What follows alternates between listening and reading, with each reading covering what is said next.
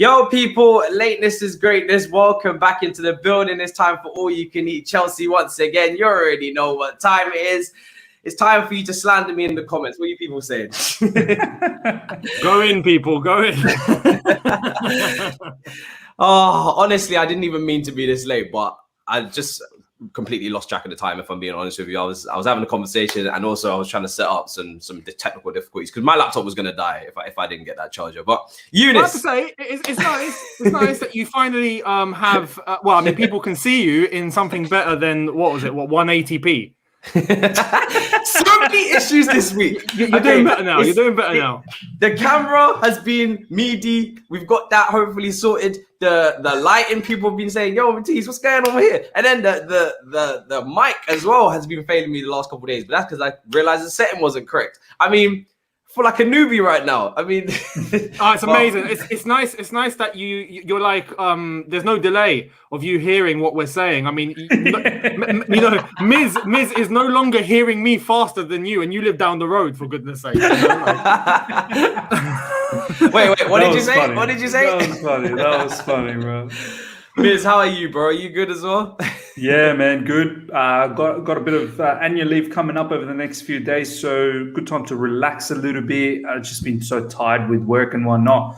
It's timely, man. It's timely. Euros is starting, so let's see, man. Get ready for another tournament.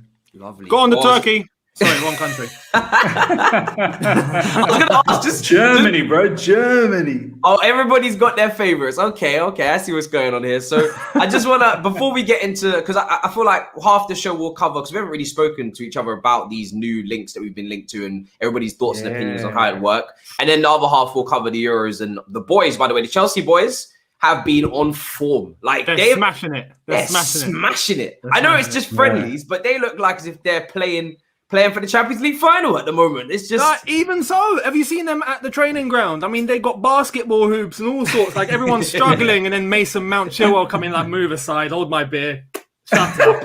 Like the whole, we're bossing it on every level. It's beautiful to watch. But I mean, who's everybody's team then for the Euros? And is this the team you want to win then, guys, that you've mentioned?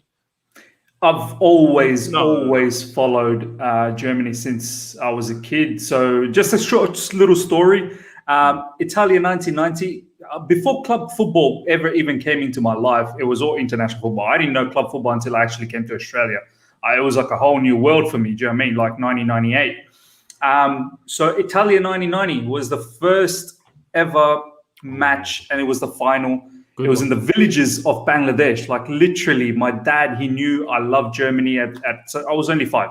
So he knew I loved football, I loved Germany. And we didn't have electricity. So he actually borrowed electricity from a neighbor, crosswire and whatnot. Wow. Black and white TV. We weren't rich or anything. Black and white TV. I watched West Germany versus Argentina final.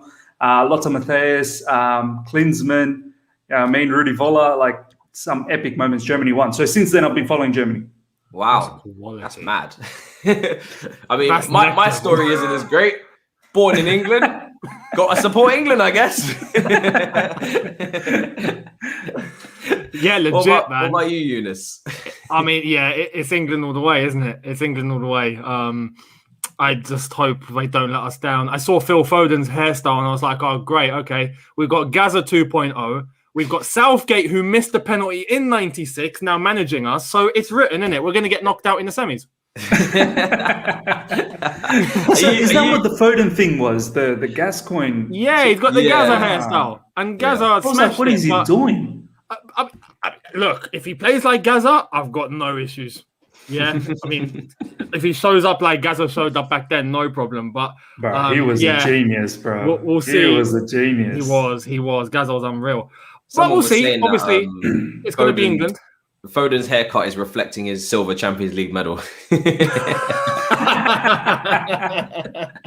And personally, I love it. I didn't like the joke. I like Foden. I thought that was a little bit mean. But hey, I just thought I'd repeat it publicly for no reason whatsoever, uncharged. No, we only like it because we've got the golden medals, haven't we? That's right, baby. Potentially.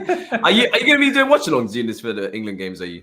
Yeah, so what I'm going to be doing is the England games and Group F, I think, is France, Portugal, Germany when they play each other. Yeah. Those games, Group of death. and then last 16 quarters, semis, and final. But I'm doing it all on Twitch. Oh, So only watch-alongs on Twitch for the Euros. So. See, YouTube, this is what happens when you don't step up. You get slapped across the face. You see that right there? Just the Euros. But I'm doing previews and reviews for the England games as well. So just like Chelsea, I'm doing it for England. Wow. You know what, Younes? That's not fair for us people who are gonna love watching you on YouTube. So I can't watch you. Is that what you're trying to say? If you do it on Twitch, YouTube, I can't watch you. You can watch me on Twitch. I'm logging into Twitch, bro. No, that sucks, man. No, I'm not signing up for this. I was hoping I was going to get some watch along from Younes, but I know, but you let me down, bro. What I'm going to do, what I think I'll do is I'm going to chop up some highlights and stick that as a video on YouTube. So you better do that. Yeah, you better do that. This super chat says can't stop saying champions of Europe. You've got an addiction, my friend. It's the best addiction in the world. Continue to do it. Continue to do it. Not a single problem with you doing it. Continue. I can't even remember my train of thought. Oh yeah, I was going to say to you guys, just before we go on to the Chelsea part of the show, the transfers, I'm very much thinking of going Box Park for the first game. Very much. There was some interesting headlines. What, England?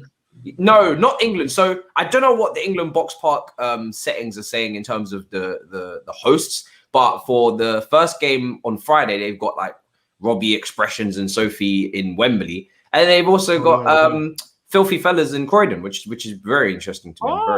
I like that. I like that show a lot. So I don't know. I'm tempted to go Box Park for Friday, but I don't know. We'll see. We'll see what Younes is doing.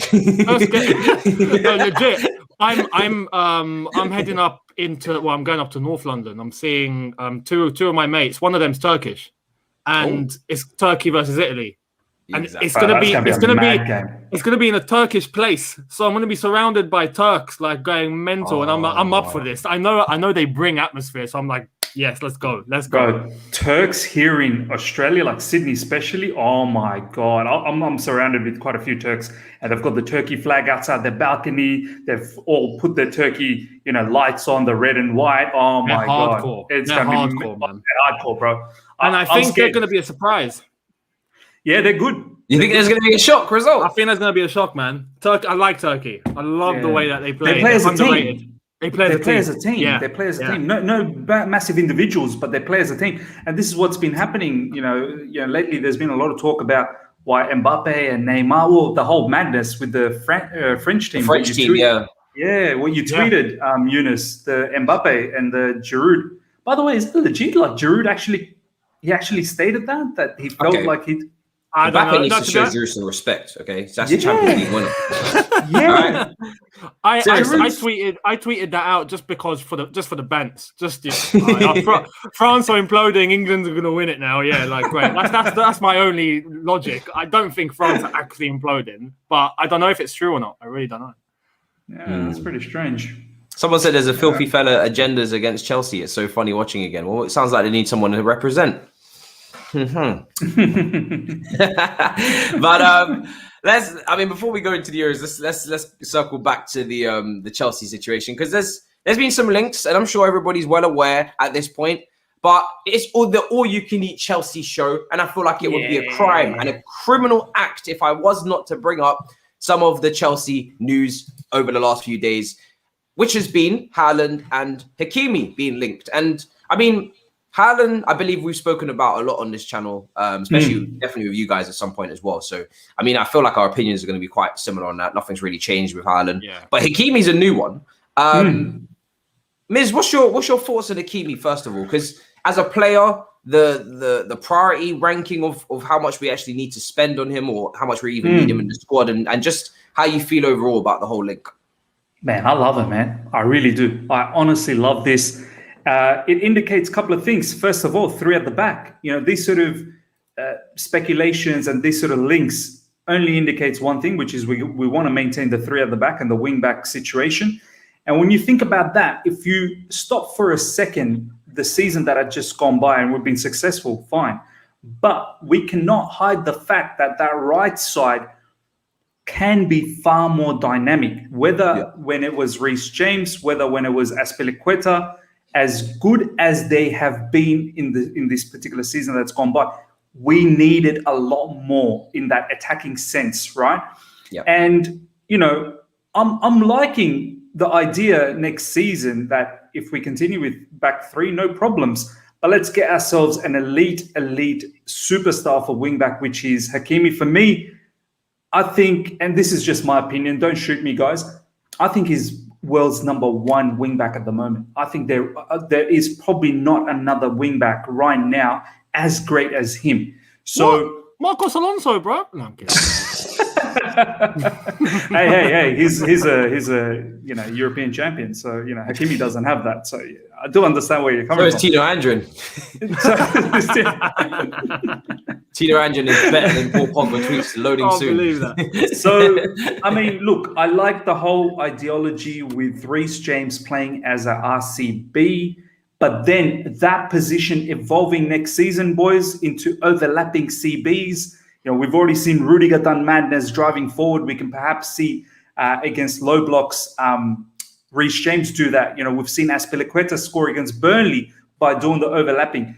And I think next season is probably time where Aspi becomes a rotational player. He still is a very important person in terms of influence within the team. And I just don't know whether he can play all these different competitions. So Hakimi, Matthijs, to put it lightly, I'm gassed. I'm really gassed.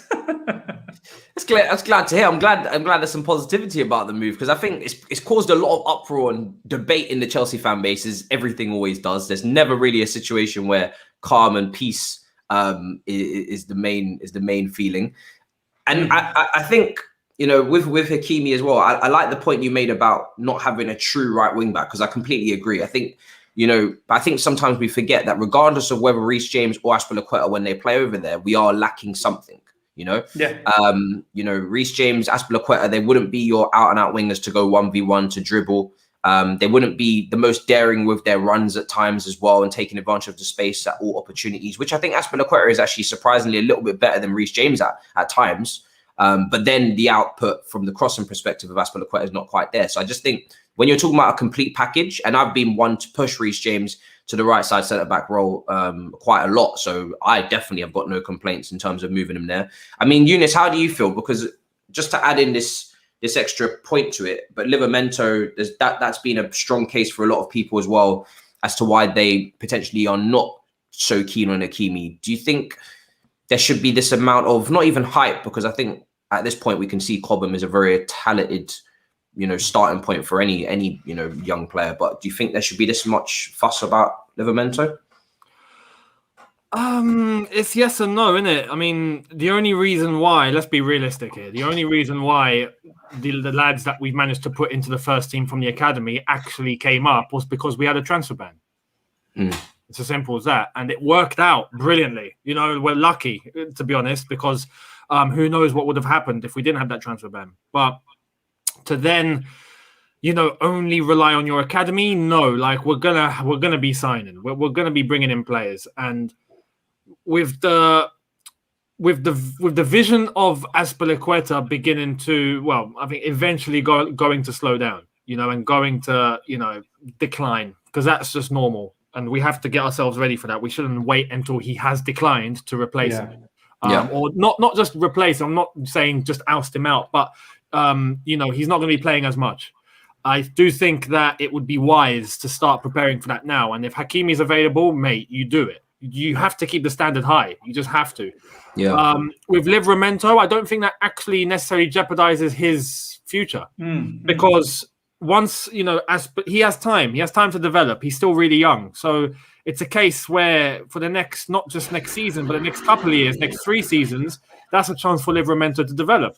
What I think we should do is, in that time, I think when it comes to it, Azpilicueta is going to be, that's it, retired, or he's going to be on the way out or whatever. So that's an open door for Livramento. And not just that, but if we get rid of Emerson, we get rid of Alonso, if it comes to it, we've only got Chilwell, Livramento can play on the left too. Yeah. Maybe he shifts over there. Hakimi is quite flexible. Hakimi can play both sides. Hakimi can definitely play on that left. Yeah. So I don't think it's necessarily a thing where we have to just, flog Livramento. No. I think a loan move would be good for him for now. And then after that, once Aspi's time runs out, because it will, there's a chance for him to move into the squad. Ready. I want to say one thing, right? This is a very interesting point that you brought up, Matisse, because that's been the uproar since this Hakimi situation came about. There's been a group of fans that have been like, oh, do we really need him? You know, we've got Livramento. My thing is, we've already got, so looking from an academy point of view, we've already got Mason Mount from there. We've got Reece James. Tammy Abraham, I know he's on the way out, but that's another academy player. Angerine has been in the setup as well. Billy Gilmore. Christensen. There comes a point for Thomas Tuchel where he can't just be influxing all of these academy players. You know what I mean? He has to maintain a balance. I mean, we bring in someone like Livramento and lose out on someone like Hakimi, let's just say for argument's sake. And next season, Tuchel, for some reason, just say struggles. The same fans will be after his head. Do you know what I mean? Asking for his sack. So he's got to find a balance. And I'm pretty sure if Livramento, because not just you two, there's been many other fans out there that actually rate him very highly. In fact, rate him even more higher than Tariq Lamptey. Yeah. I'm sure Thomas Tuchel will have a plan. Do you know what I mean? Yeah. I would like him to see and go on a loan. So many fans out there disregard the loan thing so much. I mean, look at Callum now. Yeah. Look at Callum now. Honestly, I think he would have done madness with a loan. Yeah, but I think in terms of our recent track record, there's a lot to be said that when you go out on loan, you seem to come back not only more prepared for the first team football, but also more of a chance to get in because maybe your stock's been raised higher and there's a little bit more respect on your name when you come through the door, as opposed to just coming straight from the academy up to try and fight for a position. That's just looking at the examples of how many minutes I'm seeing Hudson-Odoi get from 3 different managers. Billy Gilmore, the same in comparison to Mason Mount, Reece James, Tammy. Even Tomori had a good run as well. I think for me, the Livramento thing is becoming quite simple. First of all, he hasn't signed a new contract anyway, previously, before even being linked to Hakimi. So he's only got 1 year left on his contract, which expires at the end of next season. Now, we don't know the reason as to why he's not signing that. Now, I'm well aware that signing Hakimi doesn't help, but if it doesn't make a difference and he's not signing regardless because of Reece James, which is the same thing Tariq Lamptey did, then this conversation is pointless. It's over. and second of all, I've seen quite a bit of him. Young Academy Player of the Year, looks fantastic, really good and very promising. However, he hasn't played a single minute of first team football yet. So to make the assumption that we know when he's going to be ready without discussing that timeline of loans or development, like Miz said, would be naive and almost ridiculous because we don't know how he's going to transition into first team football yet. He hasn't played any minutes. Yes, you can be supremely talented. Are you going to take the instructions on board as quickly as others? Are you going to understand the finer details that Tuchel's asking for to play that role? There's so many things that come into it that we just don't know the time span. He could come in and be flourishing by November, or it could take him a year, 2 years. You know, look at the youngsters I've just mentioned. They're not first team regulars yet. So that's another point. Also, just finally on this situation as well, I think it's very clear to me that the rule now should be if they're world class, then I don't see the issue too much. As long as you've got your priorities in order, which is obviously for me striker mainly, then I don't see the issue, because unless Livramento is now going to surpass Hakimi, there isn't a massive problem here, apart from maybe people wanting to have Livramento in the team because he's homegrown over Hakimi, because that's more of a connection for them. But if Hakimi's world class now and he's 22, then we're sorted in that position for years, right? Yeah. And it's not like we're bringing in a bum. It's not like we're bringing in a squad. Nah. That's a completely different conversation. If we're bringing in a Drinkwater, Zappacosta type player, that's a whole different discussion. I would be up in arms going nuts. Hence why I didn't want a Damai Traore, because I'd much rather ease in Tino Livramento into the team than buy a Damai Traore. No chance am I bringing in a Damai Traore instead of Livramento, because Damai Traore's output's not great. He's not world class. And I think Livramento's ceiling is way higher, respectfully, way higher. So that's where I'd have an issue. But when you're bringing in someone that's actually world class already and young, yes, it's blocking off someone else who could be world class and young, but he's not there yet. And we don't exactly know if he's going to be world class or young. It's just a hope. This person already is. So there's not really a problem here. Unless Livramento is generational and is going to definitely surpass Hakimi, which nobody knows, because it's just way too early to say that with no senior games played in any top flight football, then there's not actually an issue here, really, apart from the fact that we would just prefer that we would go with him because he's homegrown, he's not going to cost any money, but we just don't know where his career is going to go. God bless, he could get an injury. We actually have no idea what's going to happen. Do you know what I mean? So if we was bringing in a bum, I would be way more uproar. But because it's Hakimi, like I said, it's not my priority personally. I think striker is the most important thing. Then I'd actually say DM. But if they want to bring in Hakimi first and they've got the other things sorted and they're just not doing it in order, then it's not really a massive issue. Do you know what I mean? We're not bringing in Fernando Llorente and players like that into the squad. We have improved in that regard. and Matisse, have a look at Tariq Lamptey. And you know how much I rate Tariq Lamptey, right? Like we had a heated discussion when he was let go of. I remember during that time, and like have a look at him. Whether his injury, he's been severely impacted with the injury that's happened this season. So how does he come out of that? So there's a lot of things to consider, and to sit here and say that this player is guaranteed is going to be our number one. It's crazy, seriously. As you said, we haven't even seen Livramento play in the senior team yet. He's 18 as well. Like, people have to learn how to be a little bit patient. We can't just throw him and expect him to blow up at 18. Like, that's just not going to happen to anybody. It's just. I think there's a lack of patience because his contract's running out. But and to be honest, look, at the end of the day, if he's good enough, even if Hakimi comes in, if he's good enough, you'll see him. It's as simple as that. It's like when, we promoted Mount and all of those lads from the academy, and then we started making signings and people were worried, Havertz is coming in. All these players are coming in. Mount's, he might not play. He's going to be thrown to the bench. We might not see him again. Oh my goodness, what's happened? Nah, mate, he's always on the pitch. Why? Because he's good enough. If Livramento is good enough, you'll see him. He will eventually be in that Chelsea first team. That's just the way it is. Tuchel's not stupid. I think as well, if you're putting Reece James into a back three, he's directly competing then with Chilwell and Hakimi. Hakimi can play on both sides, as we've mentioned, and Hakimi can play further forward, out wide in a different formation as well if used to. So there's a lot of movement around potentially for Hakimi in terms of his versatility. So I think there's actually just about enough room to keep a player interested, but you have to really want it, I think, is the final point. If you're a little bit more edgy, and you're not edgy, but if you're a little bit more, apprehensive about not sure if you're going to make it at Chelsea, then you won't take this at all. This deal. There's you're going to say to yourself, there's too many players, and I've got absolutely no chance. I'm going to keep it moving like Tariq Lamptey did, and you probably will still have a good career. But if you've got that Mason Mount type, no, I'm not taking no bullshit, I'm making it.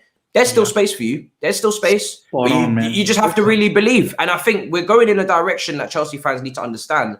We've had the transfer ban. We've already incorporated a lot of young players already from the academy. We've got a very, quite a lot of young players already in the squad. So anybody who wants to break through now, it's going to be harder than it was for the initial guys to break through because they're already here taking up spots. So, and as it should be, if we win the Champions League and win the Premier League, I don't expect it to be as easy to break into the team as it was when we were fourth and we were third and we were, doing all that kind of stuff and we just finished fourth again. But hopefully that doesn't happen again anytime soon. So if we're trying to go up to the next level under Tuchel, which is how it was with Pep and Klopp, and trying to build for a long-term future of challenging for titles, it's not going to be easy for these guys to get in. It's going to be more difficult than it was for the other guys. And that's just how it goes, because now we're building and we've built and you want to come into that, you're going to have to be even better than those guys were because we've already got our team. And that's just the way it goes. And Matisse, just quickly as well,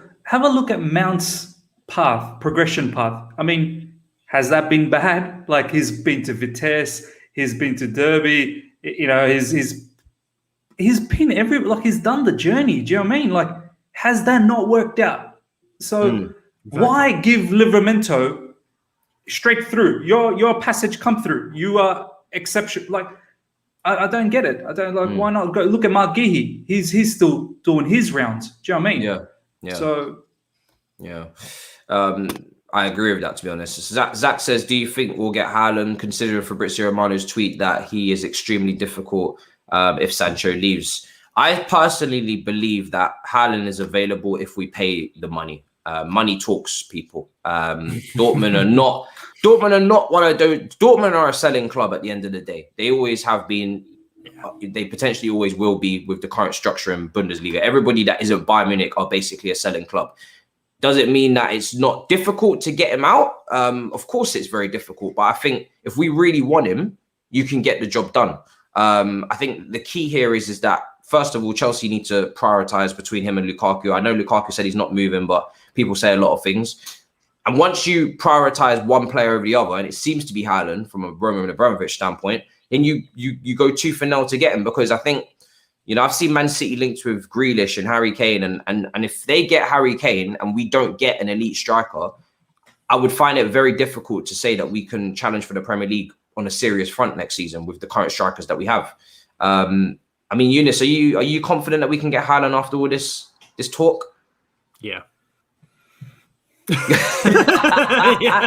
said that so confidently. I'm like, what is this guy on? Is he serious? No, look, you're right in everything. At the end of the day, it's going to come to the point of we paid the money, right? And I feel confident that we can actually get a good deal. The one stumbling block is obviously the wage structure, Raiola. But if there's anyone that can compete with Raiola, it's Marina.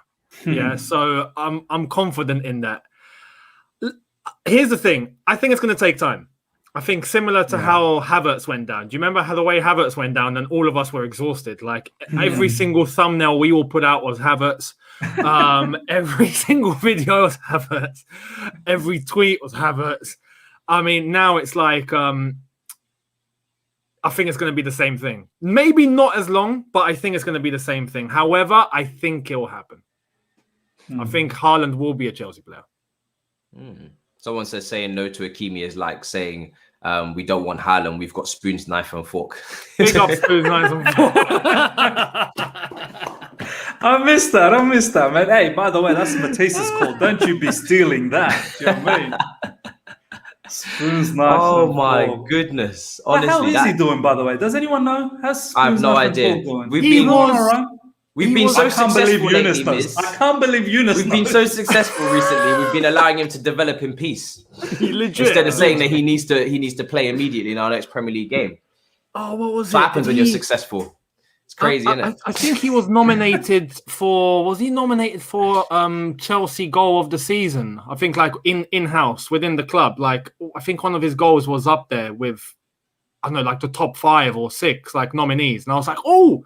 Spoons, knife, and fork. He's here. With his spoons, knife, and fork. Oh, God. Cobham Academy Sexuals. I'm not even going to involve myself with these nicknames on Twitter. Whether it's Sarri, whether it's Cobham, I don't know why you guys call each other names this way. I don't know. Versatile, world-class player at 22. It's hard to say no. I think that's the key here. Like I said, people, if he wasn't world class and he was another squad filler, like even though Victor Moses won a league title, a Victor Moses level type player, Adama Traore, these kind of players, then I would be completely the other way. I wouldn't even be entertaining it. That's why when the Adama Traore links came out, I didn't even really want to talk about it because I didn't rate it. Not in terms of it just didn't make any sense to me even spending money on a player like that. But when they're world class, of course, there's always a risk that he might not acclimatise to the league, but that comes with every single player you sign, even Erling Haaland. But once they're world class, I think you sign them. You're Chelsea Football Club. Do you know what I mean? And where you don't have world class and you can't get world class in the market, that's where you look to the academy, whether they want to be squad fillers or they want to come in or whatever. There's one little thing with Erling Haaland that I want to bring up before we move on to the Euros, because I want to talk about that as well. I've kind of brought it up actually quite a few times. Who do you guys think he would be best to partner? Because we've seen Chelsea play a 2-striker system a few times now, with Mason Mount tucked in behind, and of course we've seen the 2 10s just behind the striker as well. If you used to go with the 2 strikers up front, I want to get your opinions on who would go next to him. Would you play a Kai Havertz, Younes, or would you go a Timo Werner? I'm sure they're both going to get minutes anyway, but just in terms of the chemistry, in terms of what you see the best matchup to be. Oh yeah, I've just seen a comment here. Haaland don't need anyone. Yeah, probably. Fair. Probably. It's not. Not worse. Not the worst opinion in the world. No, fair. I think there will be situations if he does join Chelsea where he'll be with Werner and he'll be with Havertz. There'll be different games, but overall, I honestly just have this gut feeling that Werner would complement him brilliantly. Because really? as we've said, Werner does. I mean, nothing against Havertz. Fucking flipping hell, it's Havertz, isn't it? Like I don't mind if I could have all three on the pitch. Fantastic. But as I've said, I think there's going to be games where probably it will just be Havertz, and there's games where it'll just be Werner. But Haaland will always have to play. I think Werner. We've seen Werner. Yeah, he does everything right except put the ball in the net. Like everything is on point except put the ball into the net across that line. That's the only thing that he's lacking. So if you combine that in terms of creating space, in terms of his off the ball movement, in terms of his ability to run in behind and cause havoc for defenders, that only allows a little bit more freedom for someone like Haaland to exploit. And if Haaland gets even more freedom to exploit, flipping out, he's scoring hat tricks every week. I mean, that's why I think it would complement him so well. But Havertz as well. I think Havertz's literal link-up play with Haaland would be really, really good. I think their ability to play together. Not like, I think Werner and Haaland would be a case of Werner helping to create more space and to be able to make life easier for Haaland. Whereas with Havertz, I think it would legit be the 1-2s and the combinations between the two that would be looking really, really good. So I don't mind, if I'm honest, but I think how Tuchel might see it is if we go over two, Werner to be that supporting role, much like Son is to Kane. If you know what I mean. Yeah. It's an interesting one as well because I think, like you said, he could create a lot of space for Haaland as he did in the Champions League final with that run for Kai Havertz. Yeah. And then Kai Havertz maybe is the guy better for link-up play and actually servicing Haaland in terms of putting him in behind. Miz, what do you think in terms of who would be best match up? Because there's pros and cons to both, isn't there, really? Yeah, for me, I feel it's probably best with Havertz because I look at Timo Werner and Haaland. They're both very electric in terms of pace. Haaland has the finishing quality, which Werner doesn't. But in terms of all the other aspects, movement, Haaland's fantastic in movement as well. Running behind defense, fantastic. So I don't want two of the same. Do you know what I mean? Like I want Haaland, who's better at finishing, and then I want the guile of Havertz and him just in and around Erling Haaland. So, and it's some are saying that low blocks Kai Havertz and high defense Timo. I don't think Havertz is slow. So you can play Havertz in a high line as well. And if it's Haaland, you don't even need to worry. So there's been many instances this season we've already seen where the counter-attack might have started with Kai and then obviously went to Timo and then someone else came in to finish it off. So something like that probably brings a better balance, Kai and Haaland, as opposed to Timo and Haaland, which I feel is probably two of almost the same sort of thing. But completely understand what Younes is saying. There could be times where it could be Timo and Haaland because it may just suit. But I think the natural selection in my mind, I'm thinking is the guile just behind the chaos up front. That's the way I'm swinging, but I definitely see both of them getting a lot of time on the pitch with him. Yeah. It's going to be so fun to see this amount of competition in the squad because if we're sticking with the same formation, which I hope, you've got Mason Mount in there, you've got a Pulisic who would have to step up his game massively next season and be way more consistent. Hudson-Odoi is still trying to get himself in there as well. It seems like he's going to be staying with all of that Tuchel love and guidance he's been given after full time publicly on the pitch. So it's the amount. I mean, we need it though. I mean, look at how many competitions we're in. I mean, I'm so excited to see how this team deal with the Club World Cup because that December. I mean, I remember you guys probably remember when Rafa was in charge. We had that one time where we lost to Corinthians, but that schedule. I mean, we don't do best of times with the Christmas schedule as we saw this year. Yeah. Add that into it where you got to fly to Japan. I mean, Klopp sent out 2 different squads because he had a cup game as well a couple of days after. He just sent 2 different teams. He was like, Team A to Japan, Team B stay in England. I want to be able to do that. I want to be able to send 11 players out to Japan, 11 players stay in England, and the bench is academy or, squad fillers that you need there. And then you go and get the trophy and you send me into the next round of the cup. Come back with your results. It's beautiful. And you know what, boys? People don't tend to put a lot more weight to it. It's a prestigious event, really, the Club World Cup. Like, for me. As you boys already know, you got to win the Champions League to get in there. So it doesn't happen every day of the week, this sort of scenario. So can you imagine what a buzz it's going to be for, by the way, 666 live, smash the like button. And for us as well, boys that do content, how awesome the previews are going to be looking into teams that we don't talk about. Do you know what I mean? Like, it's going to be mad. It's going to be insane. It's going to be insane. The one point you said, Matisse, about Christmas and that schedule, around that time of the calendar, we normally tend to struggle. It's going to be very interesting to see how it's managed by Thomas Tuchel this time. AFCON as well. That is AFCON. Here's the thing with AFCON. Yeah, let me bring a little bit of clarity. We got a lot of players, bro. We need a team. Younes. It may not happen. It may exactly. Really? So apparently, bruv, African Federation moves different. Yeah, I'm just saying that now. And for any Africans in the chat, you know what I'm talking about. But basically, they decided not to even do the draw a few days ago because of not you'd think shit, look at the time, lads, we didn't even do the draw. This is greatness. Apparently they couldn't do the draw. Apparently they couldn't do the draw because of restrictions. And I'm like, what? You only need one person to just take exactly. And now do what Younes did. Someone should show you how Younes did the draw. Just put it in your piece of paper. Do it over a live stream. I put paper in it. I closed it up. I done that, and then I plucked it out and went, "Yep, okay, Chelsea, yeah, Real Madrid." Like it's easy. No, legit. On a serious. And also alongside that, the fact that the draw didn't happen, they're also saying, "Oh, because of that, you know what? We might not even do it altogether. We might have to just postpone until, I don't know, 2 years' time or whatever." So right now, Algeria are going to be reigning champions for like 6 years. At this rate.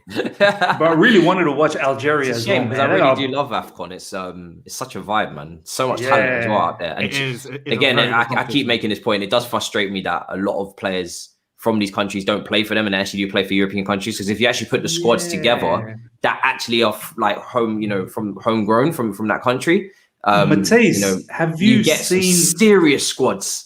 Have you seen Algeria? What they could have been? What they could have been. Oh my! Bro, it would be unbelievable. It's scary. Nigeria as well. I mean, look, I get all the politics behind it. As we can see, some of the FAs are not the easiest to work under as well. There's a lot going on there. Yeah. And obviously it's down to the personal preference. But I just wish in an alternate universe, I could just say, right, guys, wherever you were born, that's where you're playing. And I could just so I could see what the teams look like. Because I just think it would be incredible to look at. Some breaking news, and it's not Tuchel's assistant liking a post about Haaland, because that's not breaking news, people. He is a football fan and he can just like things just generally without even thinking about Chelsea.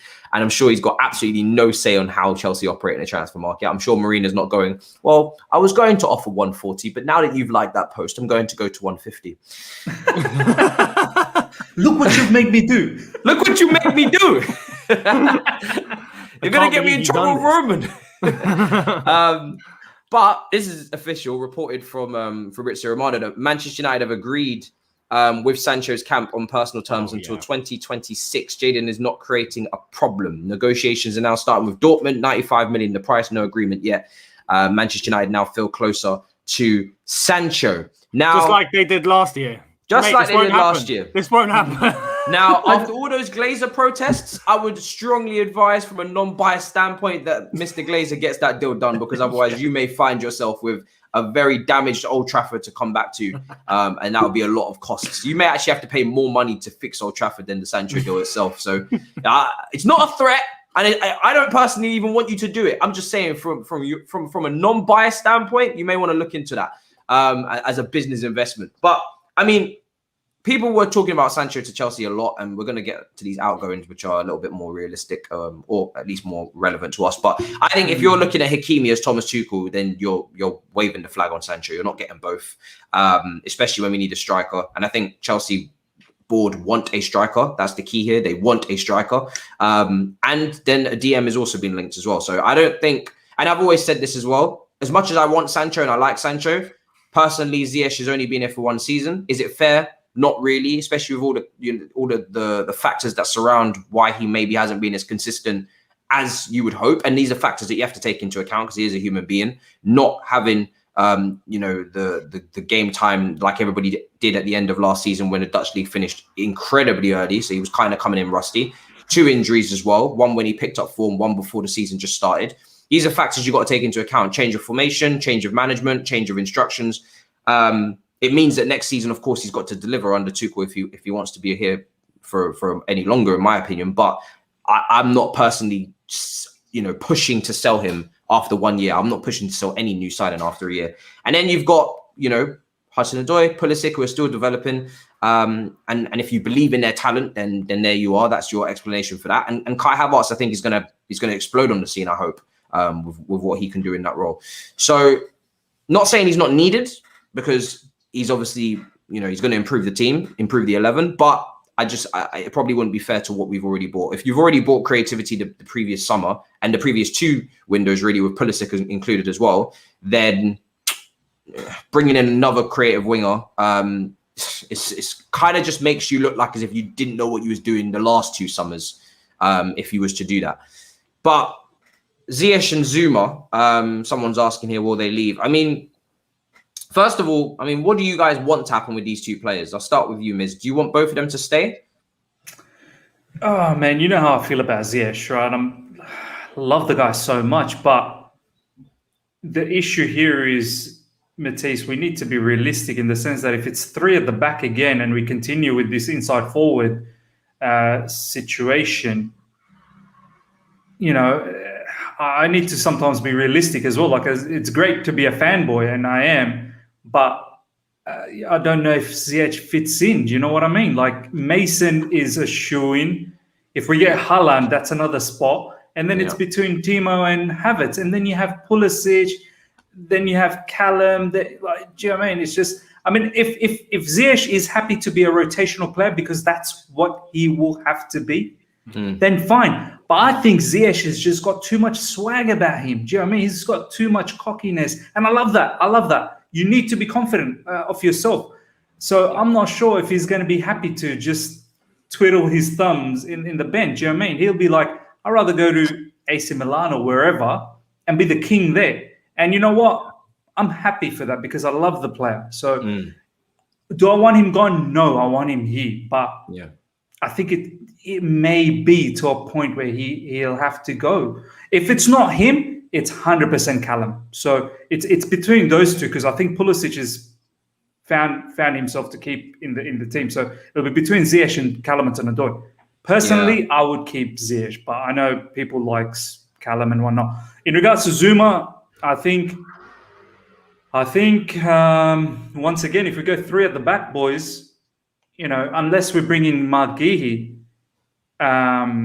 we do need another, like a 4th CB. Do you know what I mean? Like if we're going to play with, Thiago Silva, Rudiger, Christensen, Azpilicueta on and off. Like, I don't know. Maybe you can let go of Zuma, but then what's the availability of Thiago Silva for the whole season? Do you know what I mean? So 3 at the back is different. You may want to keep Zuma. Do you know what I mean? Just to, if you had to switch to a 4, we know Zuma's capable of playing in the 4, and he's kind of the profile of centre back that is good to have around in terms of. I think with both these players, I'm of the same opinion, and then Younes will go as well. I just think victim of circumstance potentially, and not pushing for either of them to leave in terms of campaigning, but also not majorly concerned if they did go for good prices because it would. They're going to be probably in the deep depths of the squad. And I don't know if it suits either of them to be that, especially Ziyech, who I think just needs to be consistently playing, confidence, getting the most touches, fluidity, relationships on the pitch. So I'm kind of in a middle ground of like, not pushing for them to go, but also don't mind if they do go for a good price, because you could divert those funds elsewhere potentially. What about you, Younes? I mean, with Ziyech, it's difficult. It's difficult. I'd love for him to stay. Same with Zuma. I'd love for everyone to stay. I've got no problem with any of them. You know, the truth of the matter, though, is it depends on how we play. It depends on what formation, what system we go with, because you can't fit everyone on the pitch. It's just how it is. But that right-hand side, if we look to our wingers, right, forget everyone else, just our wingers, we've got Pulisic, Ziyech, Hudson-Odoi, as in and out wingers. And that's fine. It's fine in terms of numbers, that's okay. But if you're playing with a system that has, you know, in and out wingers, then you are either playing a back four and you still have fullbacks and you're jeopardizing your midfield a little bit. You're taking numbers out of your midfield. Same goes if you're playing two up top. Then what are you doing? Are you playing with central midfielders behind? Are you playing with a double pivot and no wingers? Are you going with a 4-2-2-2? Like, you can't fit everyone. You just can't. So it depends how we play. I think that the exciting thing in terms of a pro compared to a con is if we get Hakimi, that right-hand side could be mad with Ziyech and Hakimi, especially both of them being Moroccan. And their chemistry would be insane. I know that for a fact. But again, what does that mean for how we play? You know, it's are we going to be jeopardizing a Havertz, even a Mount, or are we jeopardizing, having two defensive midfielders or two in a double pivot? Like, we're going to have to sacrifice something. You can't have all of that on the pitch at the same time. So this is where it's unfortunate. And it's just like, Ziyech doesn't deserve to not play. Exactly. But it's like, what do we do? I honestly, Tuchel's got a decision here to make, and it's tough. Here's the thing. If he stays, I'm happy. And if he's happy with that in terms of knowing that it's going to be a rotational basis, or if there's a system that Tuchel finds and we might have to sacrifice someone else, cool. If he goes, I understand. I've got nothing against him or whatever. It's just really unfortunate. We've got a lot of options. So it's up to Thomas Tuchel. At the same time, for Zuma, it depends if we go 3 at the back, 4 at the back. I think right now, in terms of centre backs, I don't really see us signing anyone in terms of a centre back. If we get Hakimi, that kind of gives us an option of Reece James coming into the centre back role in a back 3 at least. But if we go to a back 4, Zuma's a good option. Marc Guehi, he had already mentioned if we bring him up. I know some say Malang Sarr. He won't be playing for Chelsea.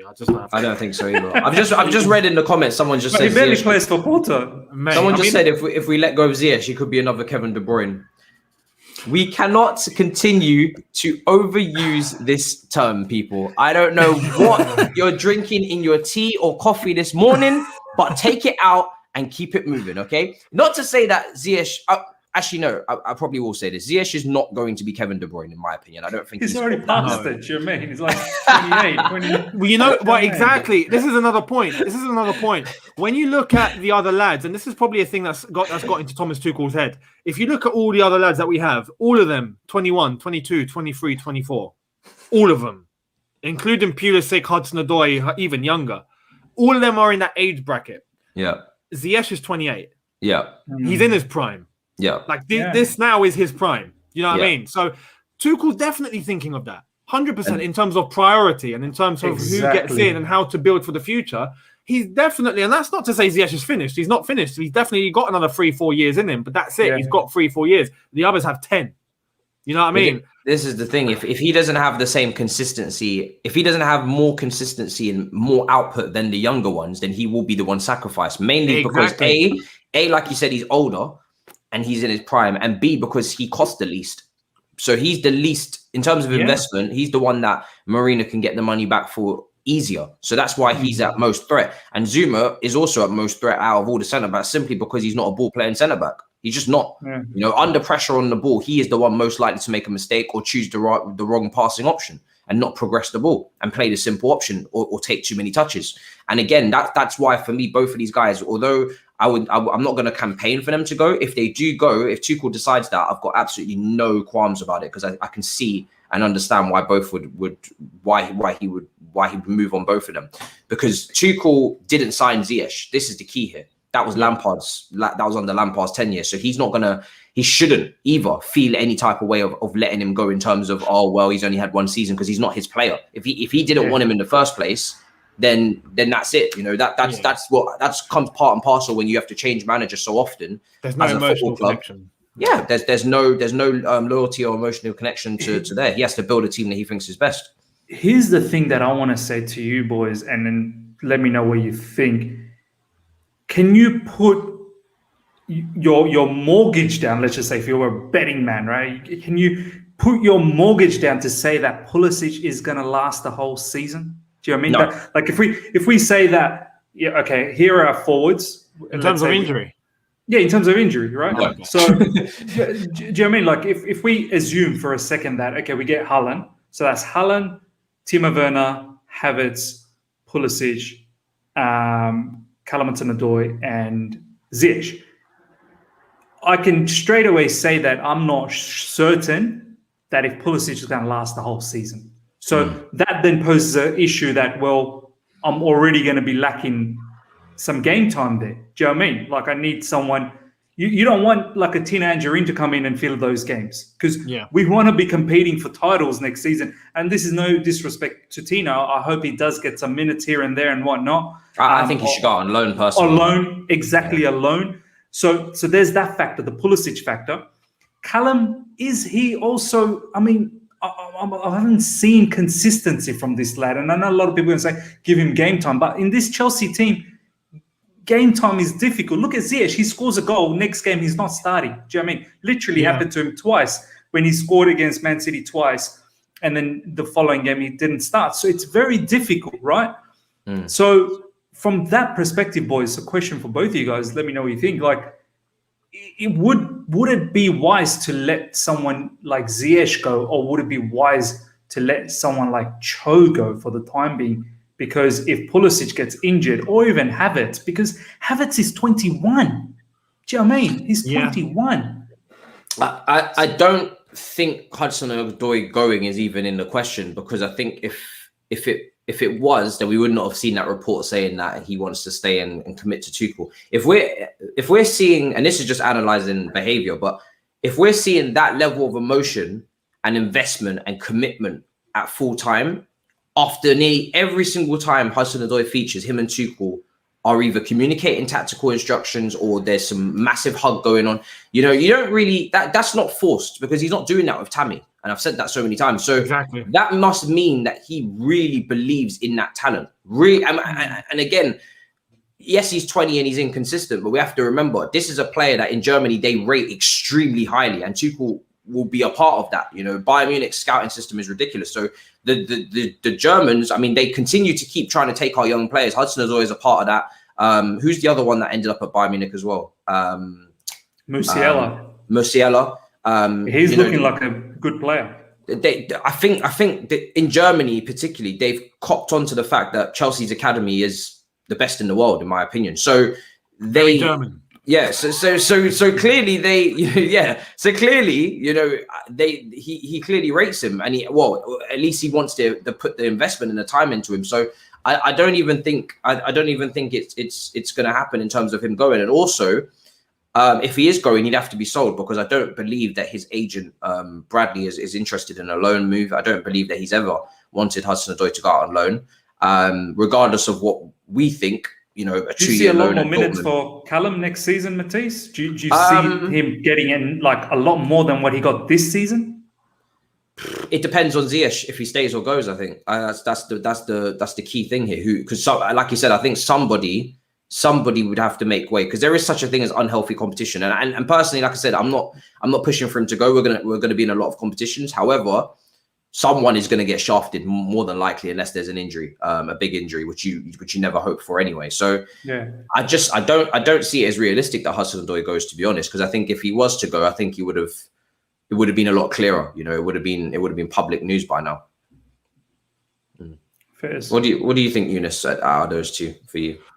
I completely agree. I think Tuchel just believes in Hudson-Odoi. I think Hudson-Odoi won't be the casualty. I think Chelsea will do as much as they can to keep him, and they know that with Hudson-Odoi's ceiling is quite high. Yeah, I mean, a lot of people underrate that. just because of the way that he plays. And I think that can adapt and that can change.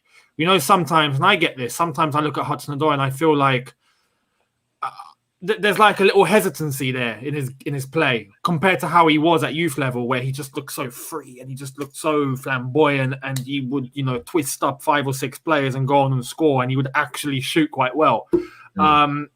Pressure at the first team is not easy, and that will take some time. But Tuchel clearly sees something in Hudson-Odoi, 100%. So I think that there won't be a discussion if you involve Tuchel of entertaining Hudson-Odoi leaving. He won't go. I think Ziyech will definitely be more likely. As you've said, in terms of the likeliest person to go, is probably Ziyech.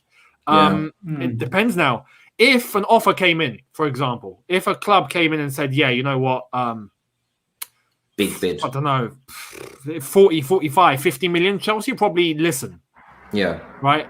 Anything in excess of that, they would accept immediately. They just would. It's just logic. So it depends. I don't think anyone is against Ziyech or wants him to go. If a club comes in for him with big money, though, it's going to be hard to turn down.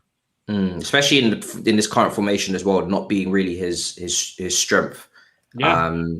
I think Hudson-Odoi, I did read that Chelsea were listening to offers for him as well, but I think then from his side he wants to stay. So I don't know, man. Especially after winning the Champions League. Sorry, I think that's a key one, and they know going into next season there's something big at Chelsea.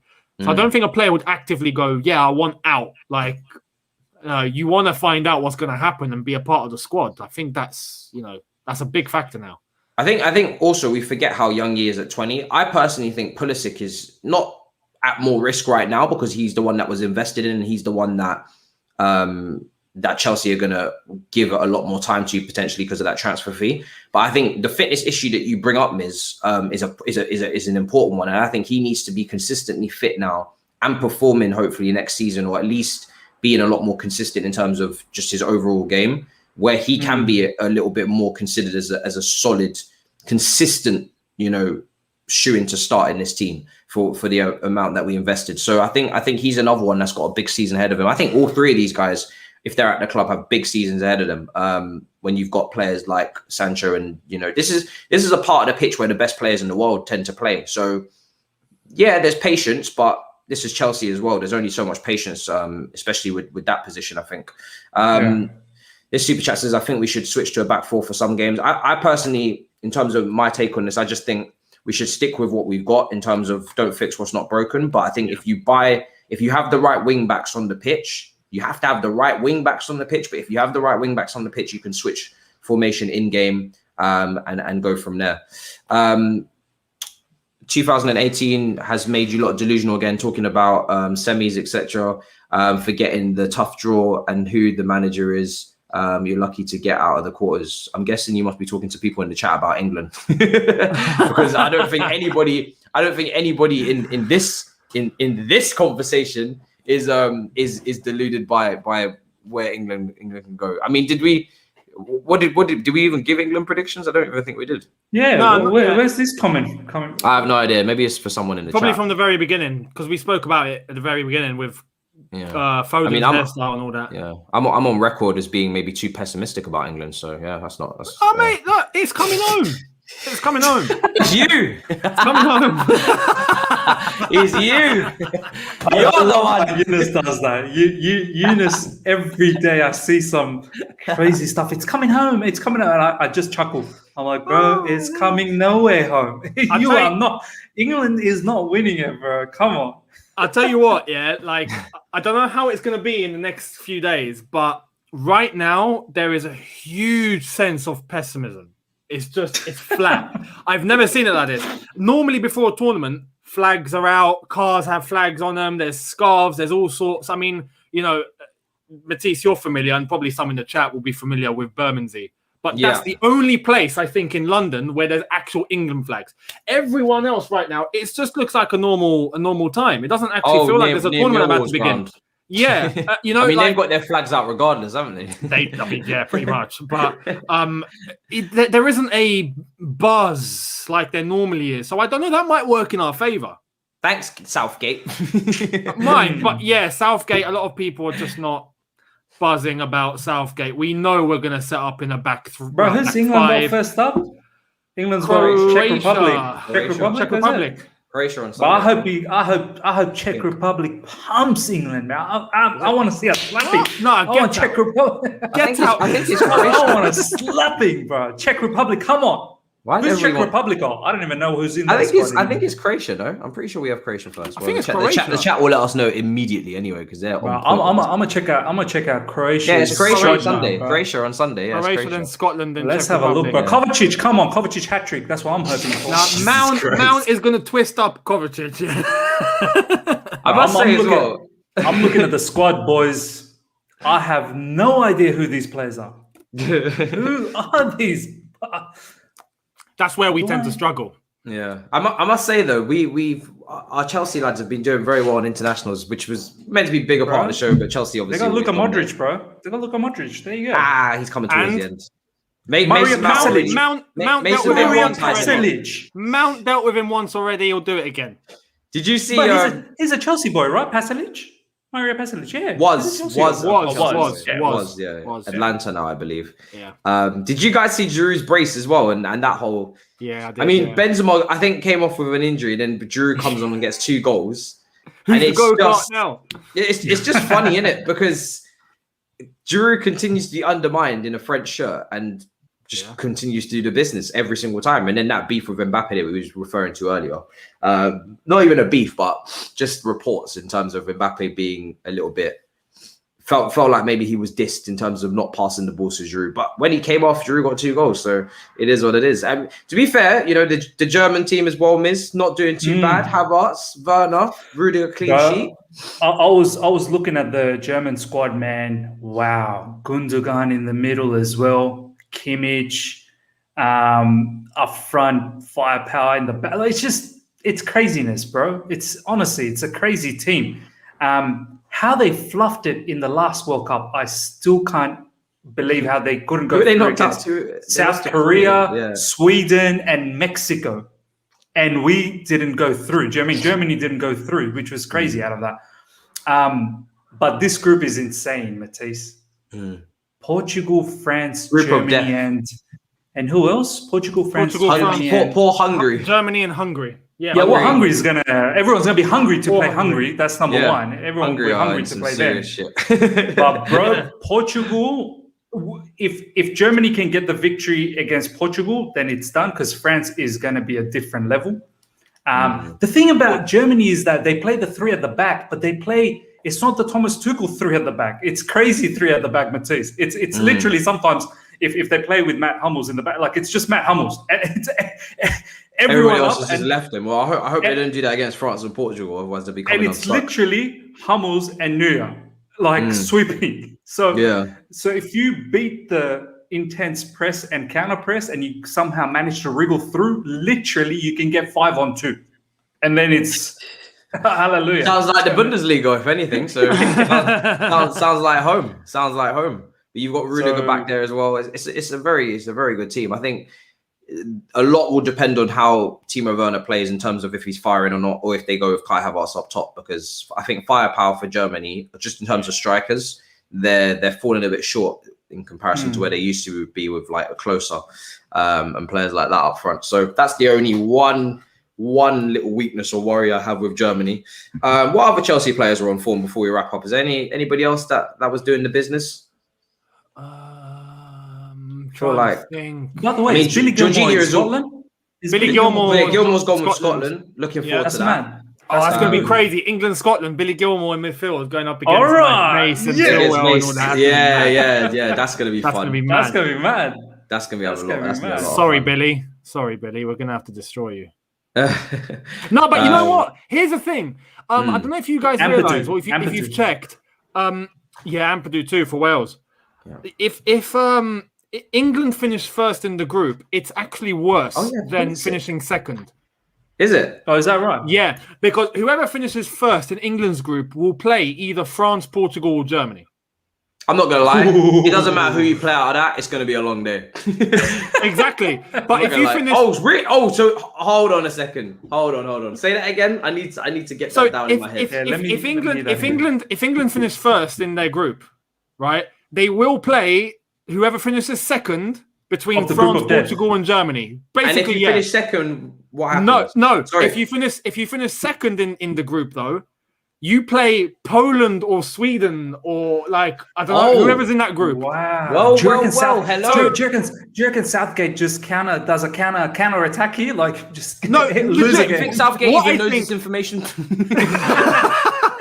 What I think is going to happen to him. on the final day of the group, where both games are at the same time, I honestly think you're going to see each team trying to lose. Everyone trying to finish second. Own goal. This sounds like sabotage. Sabotage is needed. We might have to give Scotland a result, Just for the sake of finishing second. If this is how it goes, then we need to finish second, because if we don't, we're out. Second, bro. If we're finishing first, we're toast. But I'm not pitting us to beat any of those. I think it can be Portugal, bro. I want to see Cristiano Ronaldo against England, man. Bruno Fernandes.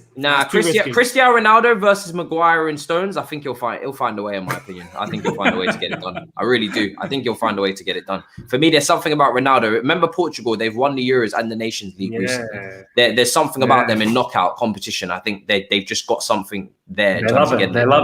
Yeah, they love it, man. And then the final point before we wrap up is Pulisic had a great little. Yeah. I mean, it was one game, won a tournament. One game, but he shushed everybody and he made himself very, very, very much I'm stumbling, but he made himself heard in the CONCACAF. Top penalty, Matisse. Top penalty. It's a great penalty. It's a great penalty. And yeah, I mean, USA triumph against Mexico is a great game, really good game. From what I heard, I didn't get to see it because it was at a time where I was just not alive. I think. Was the Mayweather fight the same night? And then yeah, it was. Yeah, the Mayweather Logan Paul fight was the same night, and then I had to film the roundabout. And I did actually watch that fight, and my goodness, I regret it. My God. When somebody is holding you watched it, right? I know, yeah, you would have watched it, isn't it? Yeah. When someone's holding you after they've knocked you out and holding you to stay up, that wasn't no. I don't think he wasn't knocked out. He wasn't, but he was falling. If you see the clip, that's very, it's very deceiving, because if you actually watch what happens afterwards, they grapple, and then they just separate, and Logan's like, okay, let's go, and he's fine. It's a little bit weird, but you could see. Look, I'm not surprised. A lot of people were surprised that Logan was clinging on and all that. I'm not surprised. He done it against KSI. When he got tired in those last few rounds, and JJ was going, he was still going. Logan was just like, hanging on. Hug. That's what he does. So you think he's not going to do that against Floyd Mayweather? Of course he's going to do it against Floyd. But I predicted, I already knew that fight was going to go the distance, in terms of it was just going to go towards the end, because it's a money thing. It's not a sport thing. It's an exhibition. There's no winner or loser. It's like WWE. Exactly. It's entertainment. So how do you get best value for money? You go the longest. I'm sure they was paid more the longer it went. Yeah. I think honestly, I can't believe 8 minutes. I mean, 8 rounds of sponsorship versus just 2 rounds and Mayweather knocks him out. Which one are you taking? If you're I mean, you know what, boys? But I can't believe Mayweather's doing these sort of things. Really, just I've got no respect. Do you remember those days? He's money, Mayweather. It's money. Yeah, I get it, but it's easy. Care. And it's easy money. His legacy's allowed him to do it. To be fair, he said it's the easiest heist he'll ever pull. Yeah, it was. It was, but it's just embarrassing for that sport, man. Do you know what I mean? It's just. There's been some legendary fights, and then you see Mayweather against Jake Paul next. You know what? No, there'd be more respect if it was a case of not an exhibition, like an actual. And he just knocked them out. An exhibition, an exhibition. That's fine, but I mean, with judges, with a result, with a knockout potential, with all the rules, and let's just go. But they're not going to do that. Mayweather would have finished in first round. Do you know what I mean? I mean, to be fair, by I think it was round 4 or something, you could see Logan was actually eating a couple of punches, and I was like, all right, fair play. And Logan, with bad technique, I don't know where his technique went, but he started really just hitting Floyd, and Floyd was like, yeah, go for it. That's where you knew it was going to go the distance. Yeah. He just wasn't going to go down. Yeah. So. It's a shame that they're just not just knocking each other out from, just Floyd just not knocking these people out from a couple rounds in. That would be way more entertaining. But fair play Logan, but Jake Paul's the one I want to see on the floor. I got your hat. I want to see. I got your hat.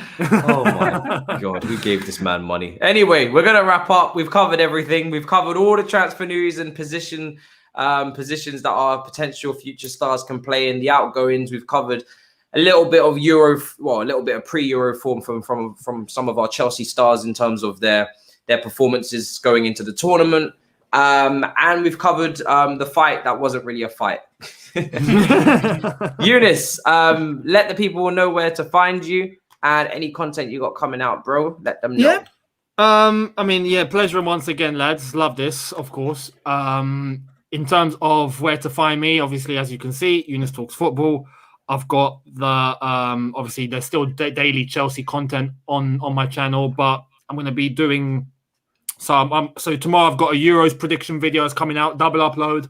And then I've got an England preview on Saturday, an England review after the game on Sunday, and then we're going to be following England during the Euros. But as well as that, Chelsea content doesn't stop. So, yeah, that's my plan. And if you want to watch the watch-alongs of me doing England games and the group of death and then the latter stages, you can catch me on Twitch. So, Younes Talks Football on Twitch. Oh, so those are the ones you've selected for watch-alongs would be the group of death and the England ones? Yeah, that's it. And then obviously last 16, quarterfinals, semi and final I'll do as well, of course. But all the games for those rounds? Not all. Selected. Not so there'll be like I think maybe 2 last 16 games, 2 quarterfinals, both semi-finals and the final. The ones where we think there's going to be a decent match, not a 0-0 ball fest. Exactly. The prediction game is a difficult one in this football world. Very. The other side of the coin, Miz. Money Mace Miz. What kind of content you got coming out, bro? Let them know where to find you. Links are in description and in the chat as per usual, people. Yeah, I've got in about 30 minutes, I've got Adrian from Rabona TV talking about. Yeah, it's gonna be good, man. I thought it would be a good flavor to bring him in and talk about Euros. So finally getting to talk about Euros. I haven't had the chance to, do that on my channel yet. So in 30 minutes time, if you guys are interested, I'm just going to be doing a preview, not going to look at every team, obviously going to look at each of the groups and then figuring out who will probably qualify from those groups and then looking at those squads, doing like a preview and then a bit of a prediction as well, who will end up winning it and so on and so forth. And yeah, just like Younes and yourself as well, Matisse, Chelsea content will continue to fly. Transfer season is madness. Some of the lives that I've had recently has just been unbelievable. So yeah, so look out for that, transfer news and all of that. And yeah, Germany, that's the team I'm going to be following. So I'm not going to be doing what Younes said, like reviews and previews on all of that. But, every now and then I might just have like a live stream and talk about whatever games that just happened. So yeah. Just like a recap. That's pretty much it. I think I might be similar. I'm gonna probably upload some skits as well on the Euros and take the piss. People, make sure you subscribe as well. Make sure you like the stream as well. You already know what time it is. It's time for the end of the stream. It's time for the tears. Put them in any glass. Send them to me. The end of the stream is upon us. I'll see you guys next week for You Can Eat Chelsea at the same time. And I hope the viewers from the continent of Asia are happy. And I'm sorry to the Canadians, but this is back to normal. In a bit, people. Peace. See ya.